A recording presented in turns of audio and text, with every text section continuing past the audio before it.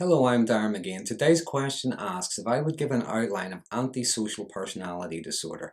Now, if you like this video, if you find it helpful, please check out my other videos on mental health related topics and please consider subscribing to my channel. But just as a reminder, this video is not a substitute for support from a mental health professional, nor is it a tool to be used to diagnose someone.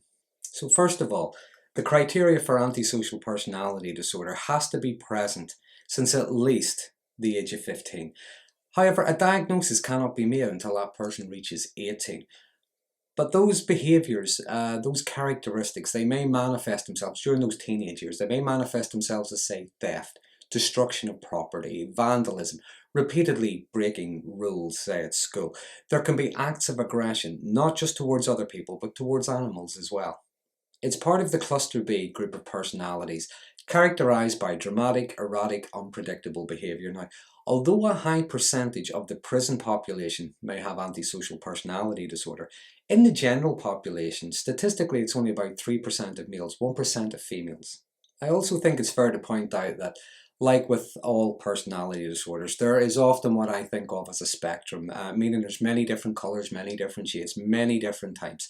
Not everyone with antisocial personality disorder breaks the law. Not all of them are violent. Some can be very disagreeable. They find it difficult to follow rules and procedures, say at work or at school.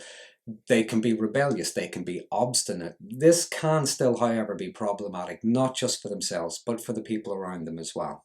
Now, some of the common characteristics of antisocial personality disorder, and to different degrees, include a lack of regard for social norms, a disregard for what's right and what's wrong. There's deceitfulness, a difficulty maintaining relationships. In fact, relationships can be unhealthy or abusive. They can have difficulty holding down steady employment. They can, however, be witty. They can be good fun. At times they may act in a way that they genuinely do think is helping someone, even if that does mean breaking the law. But they can feel rage, believing they're being unappreciated, they're being rejected, by that person that they're trying to help, if that person refuses the help or if they report it. And people with antisocial personality tend to take part in risk-taking behaviour. Now, for example, this could be drug, alcohol use, infidelity. They're impulsive, so they tend to make poor decisions, which often end up badly. Now, the consequences could be relationships ending, being dismissed from their employment, even ending up in prison. So what is it causes antisocial personality disorder? Well, there can well be a genetic component there. However, research has shown that a history of abuse or neglect in childhood can also play a large part. And according to DSM-5, they would define antisocial personality disorder as a pervasive pattern of disregard for and the violation of the rights of others occurring since the age of 15. And there are 7 criteria that make up antisocial personality disorder, 3 of which must be met consistently. They must be pervasive, they must be persistent. I often describe a personality disorder as the impact it has on an individual's day-to-day functioning, as well as the impact it has on themselves, as well as others. So let's take a look at the 7 criteria. First of all, a failure to conform to social norms concerning lawful behaviours, as indicated by repeatedly performing acts that are grounds for arrest. So yes, someone with antisocial personality disorder can break the law. There are those, however, that may take part in, if you want to call it, white-collar crimes, if you want to call them that. Now, this could mean, say, stealing from the company that they work for, acts of fraud, manipulation rather. In extreme cases, they are violent and aggressive crimes, and they often repeat offence, so they don't really seem to learn from the consequences. Number 2. Deceitfulness, as indicated by repeated lying, use of aliases, or conning others for personal profit or pleasure. So yeah, they tend to lie a lot about themselves, to inflate themselves, or they would lie about others. They can be manipulative and exploit others to get what they want. They can even blame others when things go wrong for them, blame them for their own actions. They can be charming, although it's quite a superficial kind of charm. This could range from being charming in order just to get the job they want, either that or lying outright in order to destroy someone else's character. Number 3, impulsivity, or a failure to plan. Now, yeah, they tend to think very much in the here and now. They act impulsively, often reactively to a situation. In extreme cases, it's like, punch first, ask questions later. Those who exhibit sociopathy often act without thinking, but they again don't accept responsibility for the consequences of their actions, the consequences more often not being dire for them. Where there is psychopathy, where that is present, they tend to be more measured, their schemes are more planned out. Number 4, irritability and aggressiveness, as indicated by repeated physical fights or assaults. Now, sometimes I think this may be due to them not being able to read others, misinterpret social cues, tone of voice, body language, etc. I think it's due to them processing things differently. They may see an insult or an accusation where there isn't one.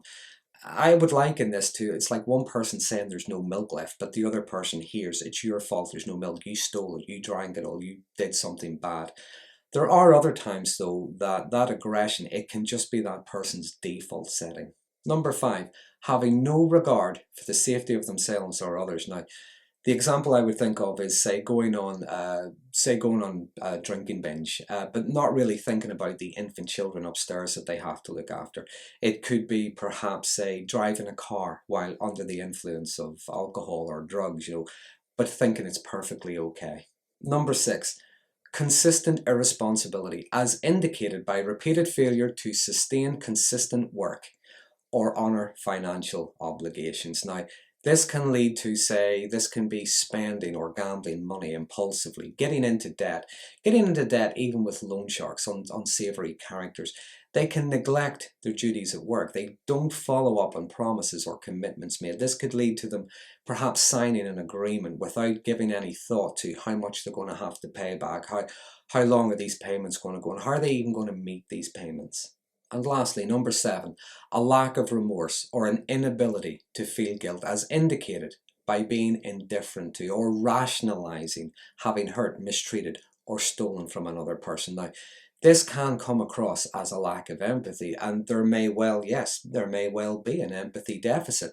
Someone with antisocial personality disorder may not necessarily grasp or understand the impact their behavior has on others. There are cases, however, where they know exactly what they're doing. They even get a kick out of the distress they cause other people. I often think it's that lack of guilt or remorse. It's problematic in many ways, not least of all because that lack of guilt or remorse means they never really learn from their mistakes. And it's not uncommon for someone with antisocial personality disorder to actually believe that other people deserve what happened and they deserve whatever action they took. They deserve to be hurt. They deserve to have whatever it was stolen from them. In other words, they feel justified in their actions. It's almost like the other person was asking for it. They had it coming to them. Now, antisocial personality disorder can be comorbid. In other words, existing along with another disorder, such as say an anxiety disorder, a depressive disorder, even an addiction. And people with antisocial personality can have varying degrees of narcissistic, psychopathic, even sociopathic tendencies. So can people with antisocial personality disorder be helped? Well, yes, I believe they can, but there is always a caveat. They have to recognize how problematic that behavior is. They have to recognize the impact that has, even if it's not on other people, the impact it has on themselves. They have to want to do the work. They have to want to change. The difficulty in trying to help them sometimes is how manipulative they can be, in the sense they may say things they think you want to hear. In extreme cases, well, the difficulty is how aggressive they can become whenever they feel challenged. The thing is, although antisocial personality disorder is generally considered to be lifelong, there are some cases though where some of those behaviours decrease over time. Now, it's not really clear why they decrease. It could be due to them just becoming more mature, becoming more seasoned, having more experience. There may be an increased awareness of the consequences of their behaviour. There may be new responsibilities there. They may become a parent, they may become a grandparent. So, they're my thoughts on antisocial personality disorder. Now, if you have any comments, please use the comment box below. I do like reading them and responding to them whenever I can. If you like this video, please consider subscribing to my channel for future updates on mental health related topics. And until next time, thanks for watching.